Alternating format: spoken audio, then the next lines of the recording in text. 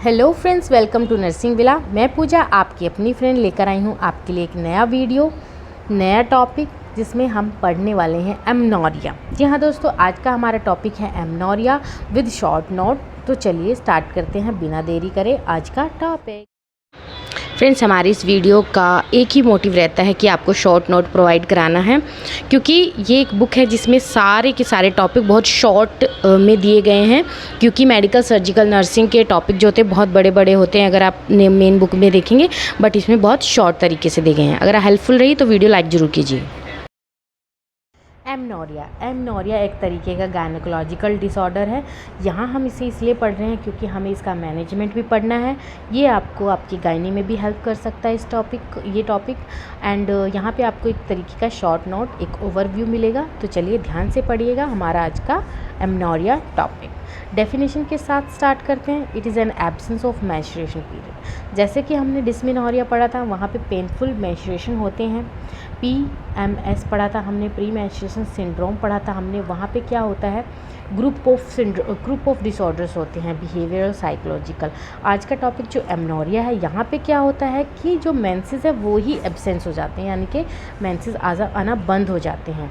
अब कब होते हैं मेंसेस मिस हो रहे हैं, पहले से ही नहीं आ रहे हैं या अभी बंद हुए, वो क्या है वो चीज़ भी हम आगे पढ़ते हैं।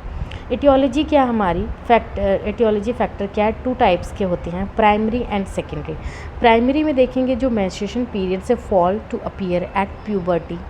It may be due to absence of uterus और ovaries, a genetic disorder, that example Turner syndrome और हार्मोनल इम्बैलेंस। प्राइमरी क्या हो रहा है कि यहाँ पे प्यूबर्टी के टाइम पे उसको पीरियड्स ही नहीं आए, स्टार्टिंग से ही नहीं आए, menstruation periods fails to appear, दिखे ही नहीं हमें एट प्यूबर्टी। ड्यू टू, क्यों नहीं दिखे, क्योंकि यहाँ पे कुछ ना कुछ जेनेटिक डिसऑर्डर हो सकता है कि जैसे यूट्रस ही मिस है या ओवरी मिस है, कुछ जेनेटिकली डिसऑर्डर है। एग्जाम्पल में टर्नर सिंड्रोम हो सकता है या कोई हार्मोनल इम्बैलेंस भी हो सकता है। ज़रूरी नहीं कि जेनेटिक डिसऑर्डर की वजह से ही मेंसेस ना आए, बट कुछ हार्मोनल इम्बैलेंस भी हो सकता है जिसकी वजह से स्टार्टिंग में पीरियड्स ना आए। तो नेक्स्ट आता है हमारा secondary amenorrhea. Menstruation period stop after normal menstruation has been established.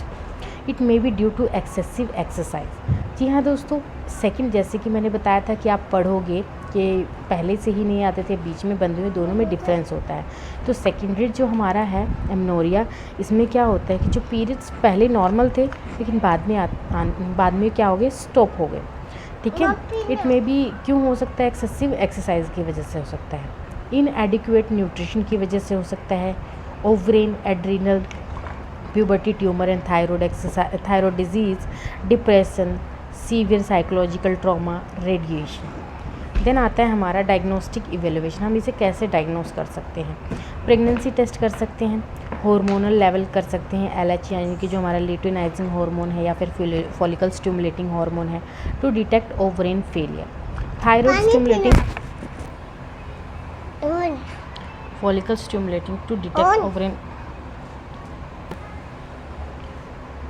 Detect ovarian failure, thyroid stimulating hormone decrease and T4 increase in hyperthyroidism condition भी हो सकती है। हाइपरथायरॉयडिज्म कंडीशन में भी ऐसा अल्ट्रासाउंड, प्रेजेंस और absence of uterus anatomy anomalies, यानी कि कुछ भी ऐसा कोई यूट्रस या ओवरी अगर एब्सेंट है तो उसे अल्ट्रासाउंड से भी डिटेक्ट कर सकते हैं, ऐसा अगर कोई एनाटॉमिकली में देखिए क्या क्या हो सकता है। एंडोमेट्रियम कैंसर हो सकते हैं। मैनेजमेंट में क्या कर सकते हैं हम, HRT हार्मोनल रिप्लेसमेंट थेरेपी कर सकते हैं, दे सकते हैं टू रेगुलेट साइकिल अगर कोई हार्मोनल इम्बैलेंस है। ट्रीटमेंट ऑफ ट्यूमर और अदर अंडरलाइंग कॉजेज़, अगर कोई ट्यूमर है तो उसका उस तरीके से इलाज करेंगे। न्यूट्रिशनल एक्सरसाइज करेंगे, साइकोलॉजिकल काउंसलिंग एज इंडिकेटेड, अगर ऐसी ज़रूरत पड़ती है तो साइकोलॉजिकल काउंसलिंग भी कर सकते हैं। तो दोस्तों आज के लिए इतना ही, फिर मिलते हैं नेक्स्ट वीडियो में नेक्स्ट टॉपिक के साथ। अगर आपको हमारा वीडियो यूज़फुल लगा तो प्लीज़ शेयर करना, लाइक करना, कमेंट करना ना भूलें, ताकि आपको ऐसे वीडियो और भी आगे मिलते रहें। Thank you friends.